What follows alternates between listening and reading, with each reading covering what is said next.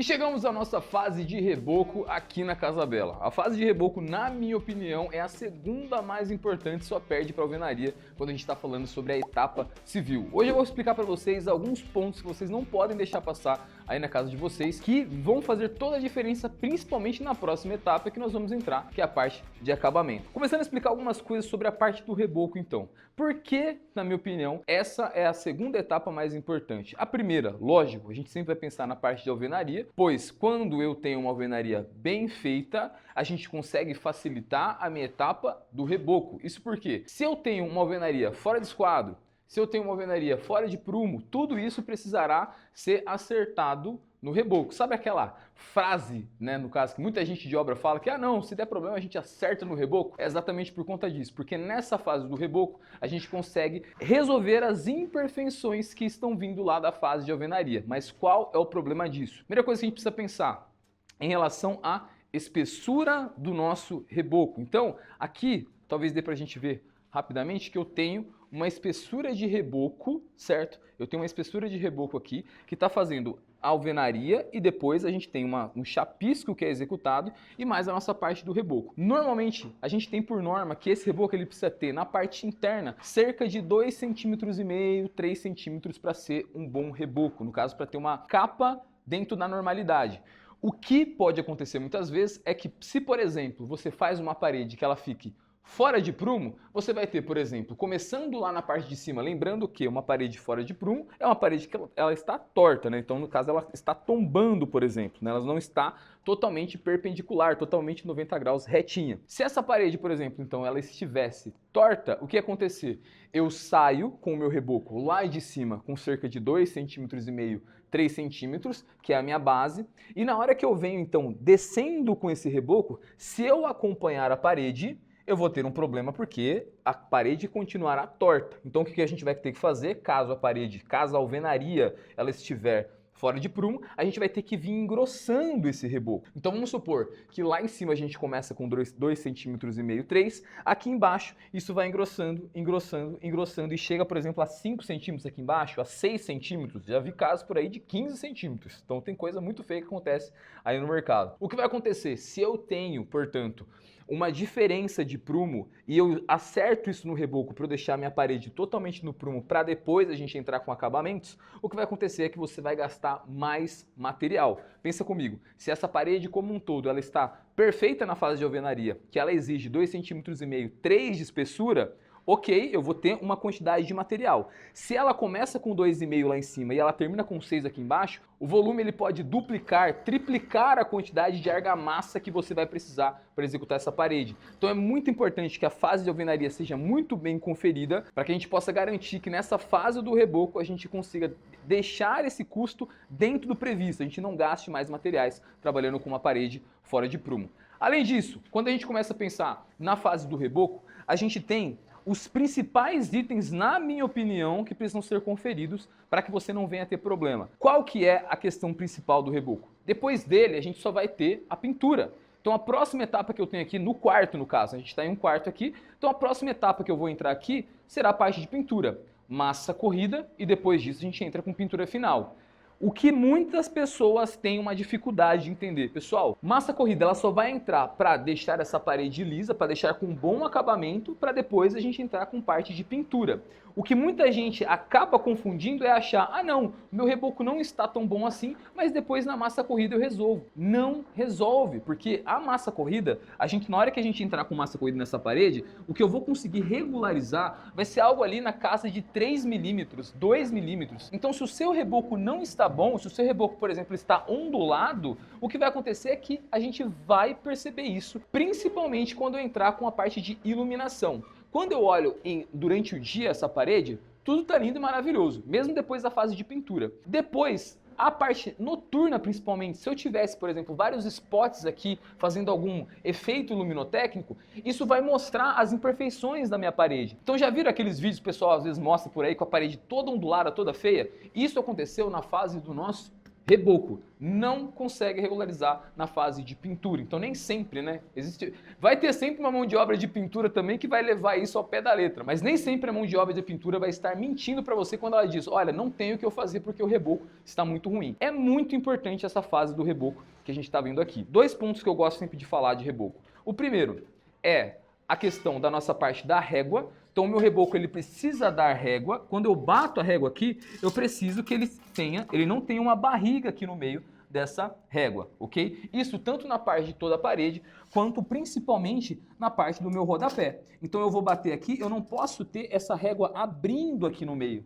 Se essa régua ela está abrindo, fazendo uma barriga aqui no meio, isso vai impactar na minha fase de acabamentos. Se caso o meu reboco estiver irregular, eu posso precisar depois na fase de piso e colocação dos meus rodapés, eu posso precisar engrossar o meu rodapé para esconder esse defeito que a gente tem no reboco. Então o primeiro ponto que a gente gosta sempre de avaliar é essa questão de régua, tanto da parte das paredes quanto da questão principalmente de rodapé, porque dá muita diferença isso quando a gente entra em acabamentos, e da mesma forma da questão do esquadro. Então, quando eu entrar, né, com essa parte de conferência do esquadro aqui, eu preciso bater esse esquadro aqui e ter uma assertividade nessa questão desse 90 graus que eu vou ter aqui. Isso impacta, pessoal, principalmente em relação a móveis, tá? Quem já construiu e já montou móveis, sabe que o pessoal do móvel chega depois e fala assim, olha, aqui a gente vai ter um problema, a gente vai ter que fazer alguma adaptação porque a sua parede está fora de esquadro. Então toda, né, essa conferência na fase de reboco, ela tem que ser feita principalmente, mais uma vez, porque a gente vai entrar logo em seguida com acabamentos. E acabamentos é a fase onde você vai ver para o resto da sua vida. Então se você tiver algo errado no reboco que você não consiga corrigir totalmente na fase de acabamentos, isso vai ficar evidente por todo o período que você estiver morando nessa casa. Outro item importante da fase de reboco é a gente ter um traço muito bem definido dessa argamassa que será utilizada. Jonathan, o que é traço? O traço da argamassa nada mais é do que a receita do bolo para que a gente possa fazer o reboco. O que isso quer dizer? Isso quer dizer que nós temos 3 partes principais que a gente vai ter. Então, no caso, a questão do cimento, a quantidade de areia e os aditivos que a gente vai utilizar, além, lógico, da água. Esse aditivo, normalmente a gente pode utilizar ou cal e, mais recentemente, vem sendo utilizado muito nas obras aí, é um aditivo pronto, plastificante que a gente fala, que é para a gente conseguir dar liga nessa massa, para ficar uma massa melhor de se trabalhar. Antigamente se usava muito cal, hoje em dia a gente já usa um aditivo pronto que a gente compra, ok? Por que isso é muito importante?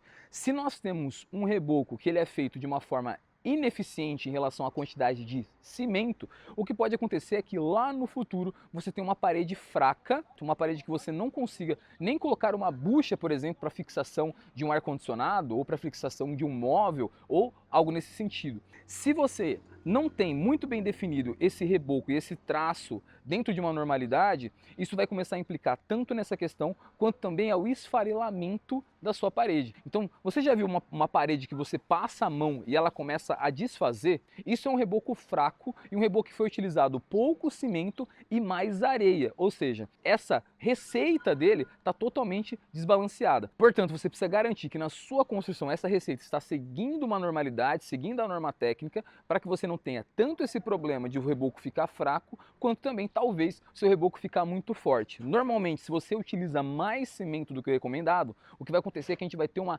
retração nessa argamassa, ou seja, ela vai começar a fissurar. Quando o reboco ele é muito forte, ele começa a fissurar e apresentar muitas trincas. Então a gente tem que realmente ter uma receita padrão para que isso não aconteça na sua construção. Onde isso acontece, e eu já vi acontecer muito, quando você contrata, por exemplo, uma empresa para te fornecer mão de obra e material. Muitas vezes, se você está pagando esses 2 itens para uma mesma pessoa, se essa empresa que você está contratando não for uma empresa honesta, ela pode tentar buscar sempre redução de custo, e essa redução de custo pode vir do cimento do seu reboco. Nossa, Jonathan, mas alguém faria isso? Eu já trabalhei com perícias, eu já vi isso acontecer, onde uma empresa ela economizou nisso para que ela pudesse ter uma rentabilidade, né, um lucro maior. No final, essa empresa acabou sendo processada e eu participei dessa perícia, por isso que eu falo para vocês que acontece. Cuidado com o traço do reboco da casa de vocês. Outro item que é o pulo do gato do reboco, e eu quero que vocês deixem aqui nos comentários se vocês já tinham visto alguém fazendo isso. É a utilização, pessoal, de telas em locais onde nós vamos ter uma fragilidade do reboco. O que eu quero dizer com isso? Quando eu tenho uma alvenaria que ela vai sair de cima de uma laje, o que está acontecendo ali é que eu tenho um processo, né, onde eu tenho uma laje que é de concreto armado e logo acima eu tenho uma alvenaria de tijolo cerâmico.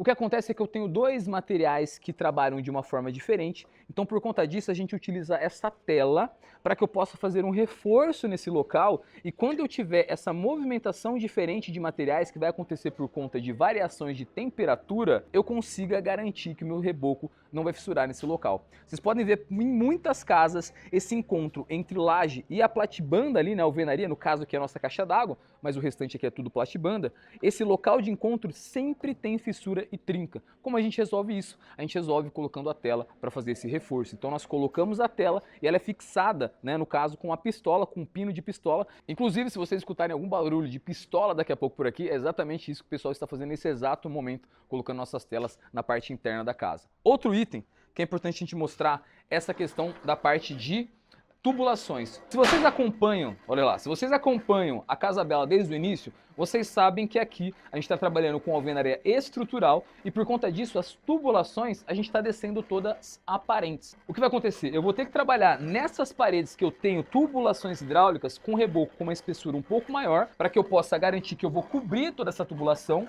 mas nos pontos que eu tenho tubulação eu preciso colocar telas. Isso porque, se eu não colocar a tela aqui, quando essa água, né, ela começar a passar por essa tubulação, a gente vai ter uma movimentação, uma vibração, e se eu não tenho isso, não tenho essa tela, mais uma vez eu estou com um ponto frágil nesse reboco que ele pode vir a fissurar com o passar do tempo. Se caso for uma parede que a gente não tenha, por exemplo, um revestimento, isso fica ainda mais evidente, porque se eu tenho apenas uma pintura, normalmente a pintura ela fissura e mostra muito mais facilmente do que um revestimento. Quando eu tenho um revestimento, pode ser que isso não apareça, pois vai fissurar na fase, né, na etapa ali do reboco, e o revestimento vem depois, e com isso não vai ser mostrado. Mas, nesse caso aqui, como vocês podem ver, a gente tem toda, né, a tubulação passada a tela e os pinos, né, que vocês estão escutando no áudio aí, o pessoal aplicando, os pinos que a gente utiliza para fixação dela. Esse foi o nosso vídeo sobre reboco aqui da Casa Bela, mostrando os detalhes. Se algum dos itens que a gente citou nesse vídeo foi novidade para você, deixa aqui nos comentários, curta esse vídeo, se inscreva no canal e a gente se vê no próximo vídeo.